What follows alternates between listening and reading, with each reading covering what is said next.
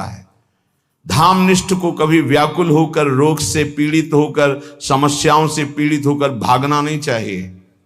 हर समस्या का समाधान यही हो जाएगा, क्योंकि ललीजू के जो चरण हैं वो सुरतरु कामधेनु चिंतामणि, भगवत रसिक अनन्य अली के, जावक जुत जुग चरण लली के, यही विराजमान है स्वामिनी जी।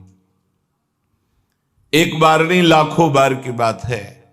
आपकी निष्ठा केवल हो तो सेकंड लगता, सेकंड पूरा होते होते वो बात सामने होती। कितने लाखों बार की बात कह रहा हूं, सेकंड पूरा होते होते वो बात सामने होती। फाइनल में मिनट, घंटे, दिन, ये तो बहुत बड़ी बात है। सेकंड पूरा, अच्छा ये ऐसा, बस इतना सामने, तब लगता है क्या पहले व्यवस्था होती, बाद में प्रश्न होता, उसके उत्तर की पहले व्यवस्था होती, बाद में प्रश्न होता है। यहां समस्या का समाधान करने के लिए बाद में प्रार्थना होती, समस्या का समाधान पहले हो जाता है। प्रार्थना हुई तो पता चला वो समस्या है ही नहीं है, उसका समाधान हो चुका है। क्यों? सुरतरु कामधेनु चिंतामणि, भगवत रसिक अनन्य अली के। स्वामिनी जी के चरणारविंद कल्पतरु हैं, चिंतामणि हैं, कामधेनु हैं। तत्काल समस्त कामनाओं को पूर्ण करने की सामर्थ्य श्री प्रियाजू के गोरे चरणारविंद में है, और वो अपने महल में यहां विराजमान है। ये उनका महल है। ऐसा कौन सा कष्ट है जो तुम्हें इतना विचलित कर दे प्यारी जू के महल को छोड़ने के लिए? ऐसा कोई कष्ट नहीं। यहां का एक प्रभाव है, बाहर भारी कष्ट से पीड़ित हो और यहां केवल आ जाओ तो आप देखोगे कलह कलेश न व्यापे ईठा, ये ठौर विश्व ते न्यारी।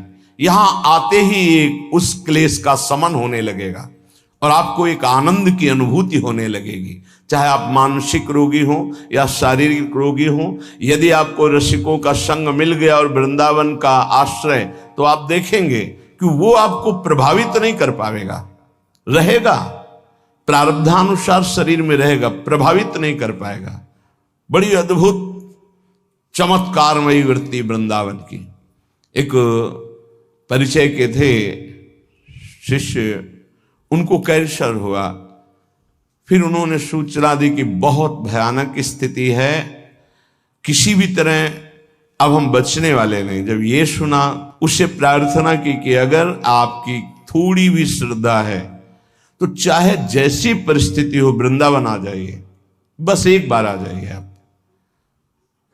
उसने कहा ऐसी समस्याओं में अस्पताल में भर्ती हैं ये। उनके पुत्र ने कहा आने लायक तो है ही नहीं, तुमका जाना तो है ही, फिर आ क्यों नहीं सकते? तुम जैसे बने। तो यहाँ एक बैठे हुए संत भगवान, वो उनको बहुत सपोर्ट किए, वो आए। ये जो सामने है वेदांत, भक्ति वेदांत, इसमें भर्ती हुए। शाम के हित धाम में रहते थे, शाम के वहां गए, बहुत ही कष्ट, रो पड़े। उन्होंने कहा भयानक कष्ट है, राधा राधा राधा राधा। श्री जी का प्रताप, उन्होंने कहा हटाइए, सब हटाइए हमारे शरीर से, बस हटा दीजिए जो मैं कह रहा हूं। एकदम आवेश आया, सब हटवा दिया, काम हो गया। राधा राधा चल दिए। बाहर निकल के आए, थोड़ी देर बाद पता चला वो श्री जी के पास गए।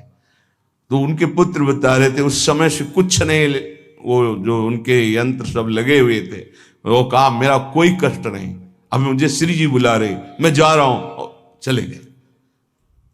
न जाने कितने दिन भोगना पड़ता, न जाने कौन कौन से प्रारब्ध उदित हो जाते हैं जीव के अंतर्गत। विश्वास कीजिए, धाम, नाम और भगवत प्रेमी महात्माओं का आश्रय ये बड़े बड़े प्रारब्धों को नष्ट कर देता है।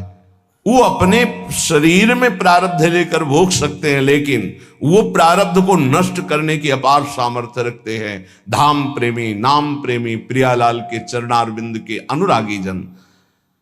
तो नान्यत ब्रजामी, कुछ भी हो जाए, जिसने ये नियम ले लिया, अनंत जन्मों के पाप भस्म हो जाते हैं, उससे भगवत प्राप्ति हो जाती है। इस रज का अद्भुत प्रभाव। ना भजामी ना चाश्रयामी, अब मुझे कोई कितना भटकाना चाहे, मैं प्रिया प्रीतम के सिवा और किसी का भजन नहीं कर सकता। ये निष्ठा होनी चाहिए।